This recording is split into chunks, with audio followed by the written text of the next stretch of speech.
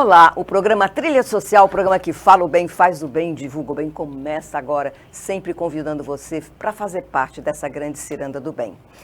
O nosso programa tem apresentado pessoas maravilhosas aqui que fazem a diferença na sociedade. E qualquer um de nós pode fazer. Qualquer um de nós, praticando a cidadania, já está fazendo a sua parte. E praticando a cidadania de que forma? Você pode praticar a cidadania obedecendo às leis que nós temos, a Constituição, mas existem outras formas. Nós temos muita divergência na nossa sociedade, as diferenças sociais e muitas pessoas que precisam do nosso olhar, do nosso carinho, da nossa mão estendida para ajudá-los, para transformar a vida deles, porque muitas pessoas não têm acesso, às vezes, à cultura, não têm acesso à educação, não têm acesso a ter uma casa, a ter um trabalho, às vezes moram em locais muito distantes das zonas urbanas onde oferecem empregos, enfim, quantos pais, quantas famílias passam por situações como essa. E quando nós temos perto de nós pessoas que têm essas necessidades, nós não podemos nos furtar de fazer alguma coisa, não podemos nos omitir, porque existe uma frase que diz assim: na omissão dos bons, os maus prevalecem. Então, nós precisamos de fazer a nossa parte. Faça a sua parte também. Veja aí na sua comunidade, na rua onde você mora, as organizações que fazem trabalhos comunitários, sociais, se engajem em um dos trabalhos. Se você tem uma ideia, se você tem algo no seu coração que te movimenta para ajudar o próximo, faça o seu projeto, busque uma forma também de colaborar.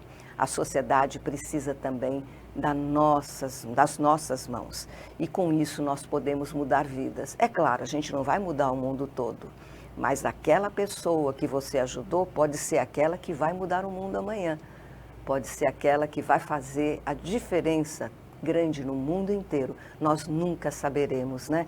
Portanto, vamos sempre investir naqueles, não só naqueles que precisam, mas também levar as nossas propostas para as audiências públicas, mostrando aquilo que nós queremos para os nossos deputados, os nossos vereadores, para o nosso presidente, o que é que nós queremos para a nossa sociedade. Mas nós colocamos isso num papel, num projeto, engajamos pessoas que também têm a mesma finalidade, têm a mesma opinião, a mesma forma de querer melhorar a sociedade, e com esse abaixo-assinado você conseguirá, com certeza, transformar também a nossa sociedade. Mas precisa que a gente saia da omissão. Então, é isso que nós precisamos de fazer. Hoje, quero falar um pouco sobre a questão dos escritores. Os escritores sempre foram necessários. Veja, através da escrita, nós podemos viajar o mundo. Muitas pessoas que nunca foram a uma praia, por exemplo, lê um livro onde a história se passa numa praia, onde tem naquela história, naquele bojo da história, está contando como a praia é, as ondas do mar. Você viaja junto. Você viaja até para o exterior quando você lê o livro. Você viaja naquela ideia, viaja junto com a mente daquele escritor. E como é bom nós termos pessoas que colocam suas histórias, colocam sua alma. E tem duas frases de Fernando Pessoa que são maravilhosas para falar sobre o escritor. Primeiro, que ele dizia assim: eu tenho uma alma, eu tenho em mim todos os sonhos do mundo. Um escritor é aquele que sonha. Uma pessoa que não sonha, ela não faz nada. Ela fica esperando acontecer, às vezes até desgarrado da questão da alegria de viver, reclama. Mas o quanto é importante, até para falar da dor, o escritor, ele é importante para falar do sofrimento e como as pessoas superaram seus sofrimentos. Quantas histórias, o que seria de nós sem a arte em todos os sentidos, não só do escritor. Durante a pandemia, nós tivemos aí os nossos cantores que ofereciam suas músicas para alegrar o nosso dia quando estávamos em confinamento, né, dentro de nossas casas. Nós tivemos os filmes daqueles que se ocuparam de fazer filmes com histórias para que nós pudéssemos também refletir sobre a vida. E os escritores, os livros que também nos acompanharam, os livros nas histórias que entraram na nossa alma. E também aqueles que escrevem para ensinar. Quantas coisas aprendemos nesse período e podemos aprender o resto de nossas vidas. Uma outra frase que Fernando Pessoa também deixou para nós, ele dizia assim: tudo vale a pena quando a alma não é pequena. E hoje nós estamos aqui com uma alma pensante e que vale a pena ler os seus livros, porque aos 60 anos, depois de uma carreira militar, ao aposentar-se, ele começa a escrever.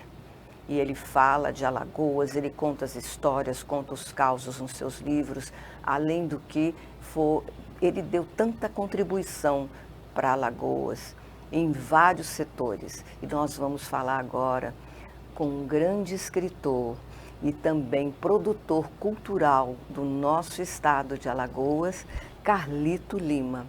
Carlito Lima, já estava com saudade de te receber aqui no meu programa. Também. Marcela, antes de tudo, eu quero dizer que para mim é uma honra vir aqui a seu programa, porque eu tenho, assim, uma admiração por você, por esse trabalho social. Eu acho muito bonito as pessoas que estão numa boa situação e que ela acha que tem que fazer um trabalho dar de si para a sociedade, para os mais pobres, os mais necessitados.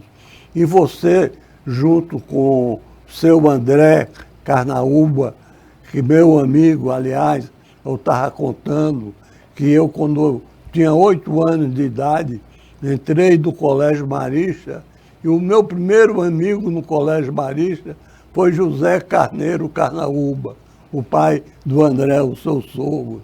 O seu sogro foi meu primeiro amigo. Então, eu venho acompanhando seu trabalho, porque eu faço esse trabalho nas festas literárias e outras também. E nós somos, assim, companheiros em muitos eventos desse tipo, de incentivar a leitura ou coisa parecida, a arte de uma maneira geral. Eu tenho gravado lá uma aula sua, que é uma beleza, dessas festas literárias que eu fiz, uma no Pontal, você conversando com as crianças. Eu digo, olha que aula aqui, toda essa aula, eu tenho ela gravada. Eu não sabia que tinha, depois eu vou lhe passar. Então, para mim, é uma satisfação muito grande vir aqui no seu programa, Marcela. Então, olha, Carlito, agradeço a referência, né? Muito obrigado. Acho que nós não fazemos nada sozinhos, né? Então, e eu também faço uma referência, né, a você, Carlito, pelo trabalho que você vem desenvolvendo há muitos anos, porque as primeiras festas literárias foi Carlito quem iniciou. Ele começou ali em Marechal Deodoro, né, que era Flimar, um trabalho maravilhoso que foi se sustentando e hoje, infelizmente, não houve aquela continuidade com o carinho, com a dedicação, mas isso tudo pode acontecer de novo. É uma questão de mentalidade também política, né, porque já deveria ser, né, as feiras já deveriam ser uma política pública do nosso estado, do nosso município, porque as feiras literárias dentro do nosso estado, elas contribuem para que os municípios participem, contribuem para que as crianças dentro da escola, com seus professores, também participem. E há um incentivo, como nós fizemos também através do Marcial Voluntário, de dar aula para as crianças sobre um determinado assunto, para o professor também, e depois eles escreverem sobre aquele assunto. E isso faz toda a diferença.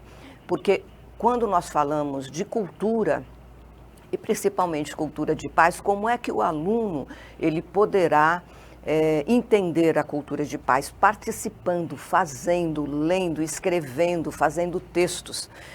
E você tem também, a partir de um momento na sua vida, eu gostaria que você falasse um pouco, quando foi essa virada de chave de começar a escrever? Bom, acontece o seguinte, eu sempre gostei de ler a minha vida, não é? Eu sempre gostei de ler, meu pai tinha uma boa biblioteca. Eu, com 14 anos, já tinha lido todos os clássicos, Axon, e eu gostava muito de revista e quadrinho, tinha epopeia, edições maravilhosas, eu tinha coleção. Eu sempre gostei e tal, mas eu nunca pensei em escrever. Mas eu, como tive uma vida muito atribulada, eu fui tenente do Exército, depois capitão e tal, e quando eu fui tenente do Exército, eu estava em Recife, estava servia na companhia de guarda, que era a tropa de elite do 4º Exército, quando rebentou o golpe militar, a Revolução. Então, esse pessoal, a nata política de todo o Nordeste, ficou preso lá no meu quartel, na 2ª Companhia de Guarda. E eu tive um contato direto com esse pessoal durante 2 anos. Aí mudou muito a minha cabeça e outras coisas mais. Me mandaram lá para o Amazonas, passei 2 anos e meio no Amazonas. E eu contava essas histórias para os amigos, não, rapaz, você tem que escrever um livro. E eu escrevi um livro, já com 61 anos de idade, que foi o Confissões do Capitão. Confissões de um Capitão. Foi o primeiro livro de você, na época, com o nosso... Esteve até no programa de Jô Soares, o saudoso Jô Soares, falando desse livro, né? E também por você ter começado a escrever já com mais de 60 anos. Como é que foi essa experiência lá com ele também? A experiência com o Jô Soares foi muito boa, que ele é um camarada bem humorado e também nós nos demos bem. Ele disse que devia ter feito 2 horas seguidas, mas o que acontece é o seguinte, é que o Plínio Lins, ele era o editor-chefe do O Jornal aqui em Maceió. Ele, quando leu o meu primeiro livro, ele disse: Carlito, você é um bom contador de história. Você não quer escrever toda semana uma história, um pequeno conto para o Jornal? Aí ele inventou a coluna, que é a História do Velho Capita. Foi maravilhoso. Veja, você criando cultura aqui em Alagoas. Porque toda quinta-feira, desde 2001, que eu venho escrevendo uma história ou uma crônica. Hoje é publicada na Tribuna Independente, na Tribuna do Sertão, no jornal da Besta Fubana, um jornal alegre que tem lá em Recife, tem uma Tribuna do Cariri e mais 8 sites. Então, na quinta-feira de manhã, você não me conta, eu estou escrevendo uma crônica ou um conto. Eu já vou pensando, eu tenho a obrigatoriedade. Então, essa obrigatoriedade de escrever toda semana me deu uma produção literária muito grande. Né? E com isso vieram os livros. Olha, o interessante, né? Às vezes de um desafio, né, de um amigo, a gente nem imagina, né? Você nem imaginava que dali você escreveria muito mais. E assim, as histórias que ele conta são histórias, muitas delas são verdadeiras, né? Muitas delas. E são apimentadas. 10% ali é verdade, 90% inventado. O Ariano Suassuna, ele gostava de dizer que ele gostava muito dos loucos e dos escritores. Sim. Porque tanto os loucos e os escritores, achando a vida um pouco dura, inventavam uma vida para ele. É verdade. Olha, você agora falou de algo muito importante, né? Nós tivemos um trabalho com o Licurgo Espínola aqui em Alagoas, junto à educação, junto ao SESC, com 6 escolas, e ele falou dos 6 tipos de imaginação. E o escritor, sem imaginação, ele não consegue escrever, né? Então, foi muito importante até conhecer, aliás, são 7 tipos de imaginação. Então, nós temos essa imaginação dentro de nós. Quando o Ariano Suassuna falou que o escritor, ele encontrou um jeito, ele inventou um jeito, né?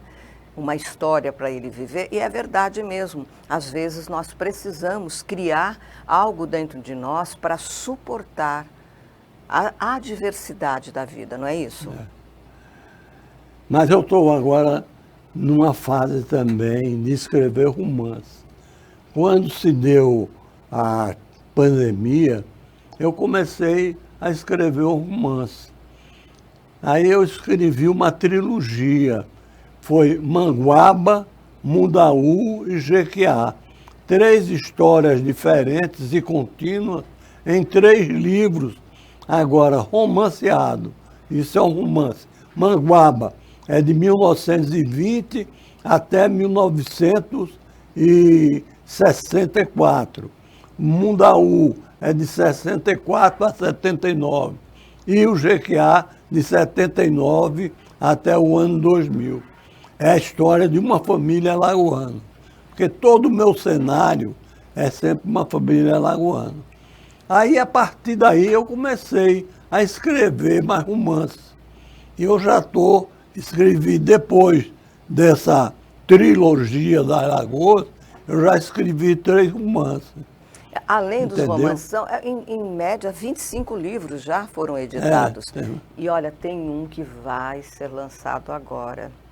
E é por isso que nós estamos aqui com você hoje. Nós vamos falar dele já já. Tá certo. E aí fala desses outros livros que você fez. Então, todos esses livros, eu escrevi por exemplo, a Beata Teresa, Cansada de Guerra. Eu estive quando você lançou, achei maravilhoso. Você levou um ator para fazer um monólogo sobre o livro. Foi extremamente bonito. E todas esses meus romances, eu tenho mais 3, 2 a serem lançados, todos eles são passados o cenário na cidade de Maceió.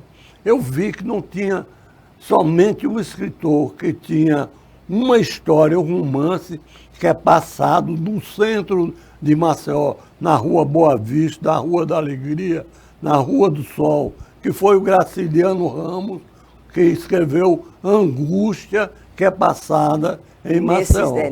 Aí eu resolvi também fazer esses 2 livros que vou lançar, que você vai falar aí, e todos eles são passados dentro da cidade de Maceió. Nós temos aqui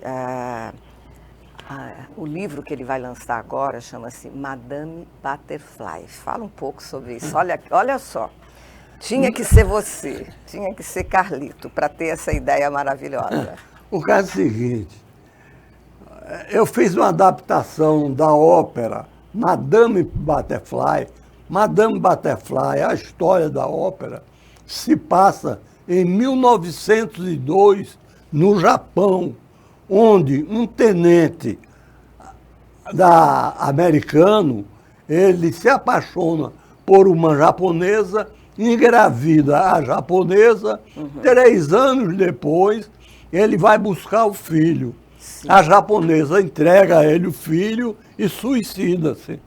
Essa é a história da Madame Butterfly. É uma história bastante impactante. A ópera de Puccini, uma das óperas mais vistas no mundo, ela é cheia. Eu resumi o resumo da ópera. Aí que foi que eu fiz? Eu adaptei, porque aqui, no tempo da guerra, em Maceió, de 39 a 45, o americano, ele viu que o Nordeste brasileiro era geograficamente era importante para a guerra, era estratégico.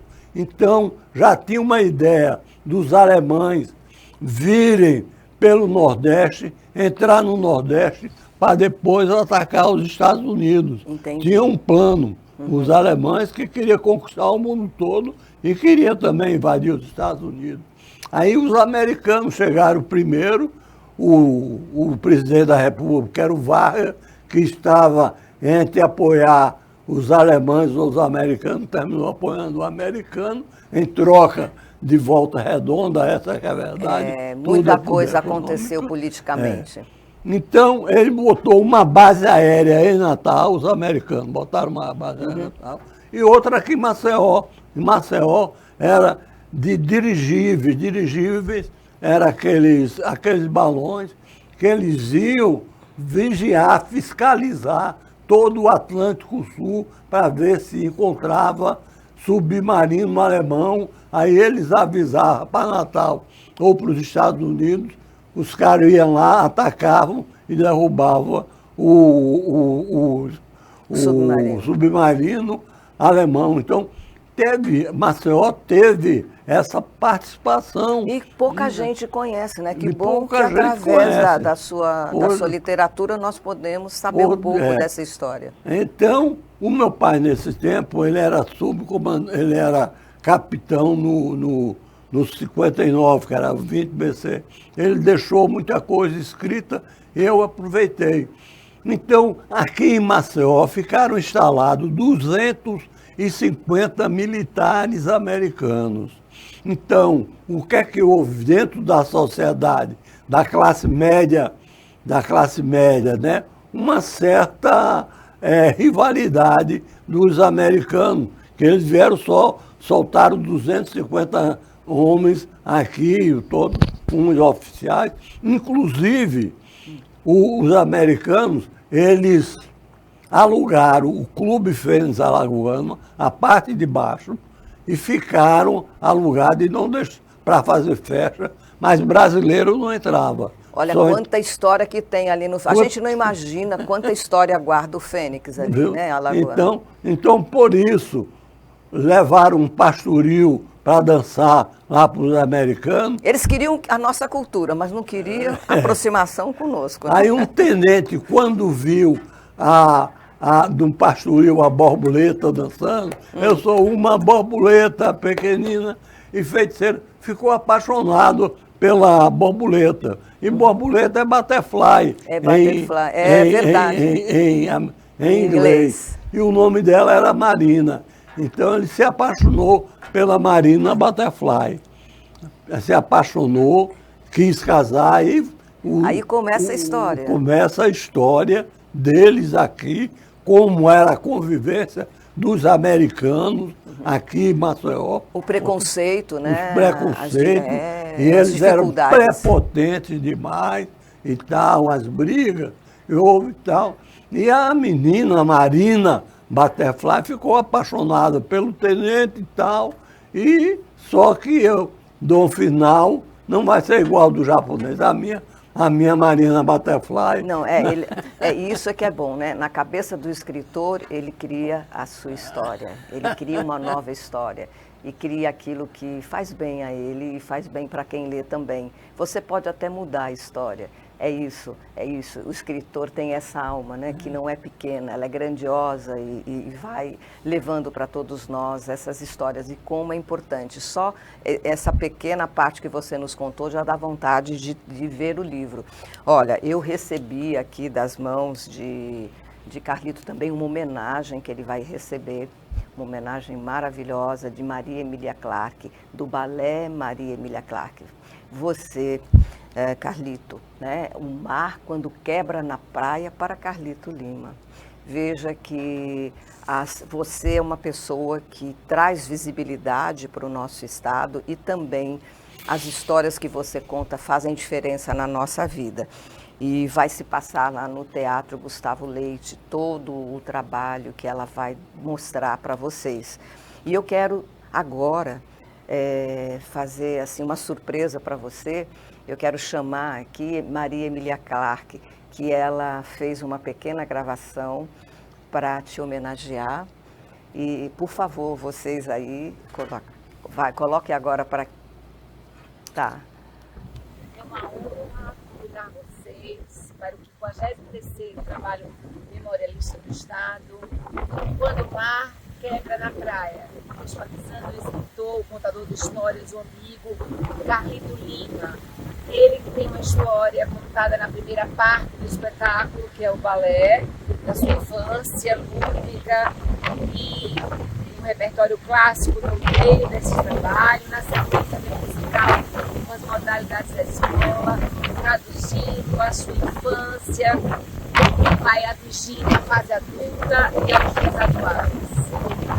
Quando o mar quebra na praia, significa uma escada, uma ponte do saber de um pensador, de um ser alagoano e a sua vida lúdica. Ela fez questão de gravar na praia, falando desse evento, falando de você, maravilhoso. E ela fez questão de estar ali na praia porque o mar quebra na praia, né? Então, esse trabalho, né, que vai ser apresentado, nós vamos estar presentes. Muito obrigado pelo convite, estarei lá. Parabéns, parabéns Maria Emília Clarke, por esse trabalho, né, por essa homenagem muito merecida para Carlito Lima. Carlito Lima, ele tem assim uma vasta história. Ele estava contando aqui dos livros e nós vamos estar presentes também quando esse livro for lançado. E dentro de Alagoas, ele já recebeu homenagem através do Gaviões da Pajuçara, né, que que trabalha com a questão do carnaval. No carnaval você foi homenageado, fizeram até o samba enredo. O samba enredo, falando sobre você, sobre sua vida. E as festas literárias estão no nosso coração, no coração das crianças. Nós temos aí a festa literária que aconteceu agora, como você falou no começo do programa, que foi lá no Flibarra, que você participou e doou os livros, né, para as pessoas. E também aqui nós temos na Flipontal. Então está em andamento para que o ano que vem aconteça a Flipontal, né? Então, e a gente está sempre presente também, né, com os livros. É muito importante fazer toda esse trabalho em prol da literatura, para que todos, ele abre portas. Carlito abre portas para todos os escritores, não é só para ele. Então, quando alguém escreve e aquilo chega às mãos de uma criança dentro de uma escola, ele abre espaço para todos os escritores que têm alguma mensagem dentro da literatura para aquele aluno. Seja ele criança, seja ele adolescente, seja ele na universidade. Esse livro deveria ser levado para as universidades, para as pessoas conhecerem um pouco dessa história, não é verdade, Carlito? Não, é verdade. Agora, as festas literárias, uma coisa assim que eu fiquei muito orgulhoso foi que eu fui chamado para um seminário na PUC do Rio de Janeiro, porque a Unesco é o braço da educação da ONU, não é? É a Unesco. Ela considerou a festa literária de Marechal Deodoro como um dos eventos mais importantes para o incentivo à leitura. E eu fui para o Rio, eles me pagaram passagem, fui lá e falei sobre as festas literárias. Não só de Marechal Deodoro, as que eu estou fazendo nos bairros periféricos de Maceió, que é Fernão Velho, Pontal da Barra, Jacintinho, Graciliano Ramos e outros. E outros, isso é importante. Eu gostaria que fosse colocado aqui o livro que ele vai lançar, a capa do livro, né, de Marina Butterfly, e como é que as pessoas podem entrar em contato para poder ter o seu livro? Olha, o livro só será lançado em janeiro. Em janeiro, né? E a partir de janeiro, eles quiserem, eles entram em contato. Agora, se quiser, eu posso dar meu telefone. Meu telefone é 082 Maceió 99690 9964. 64. Então, é só você entrar em contato. Chegamos ao final do nosso programa. Ficamos muito felizes com a sua presença aqui e também desejando todo sucesso para o seu livro. Eu tenho certeza, já é, né? Já está todo mundo esperando. Gostaria que você se despedisse do nosso programa agora, dando uma mensagem. Agradeço bastante a você, Maristela, a minha querida Maria Emília. Eu quero dizer que ontem um amigo disse: Carlito, vá a um cardiologista antes do evento da Emília, porque eu vi toda a programação, pode ser que seu coração não aguente. Ah, vai aguentar, sim. É muito bom. Aliás, vai acalentar o seu coração. Muito obrigado por sua presença. Muito obrigado por tudo que você tem feito a Alagoas. O programa Trilha Social, o programa que fala o bem, faz o bem e divulga o bem, volta a semana que vem e eu estou esperando você sempre com notícias pela paz e pelo bem. Até lá.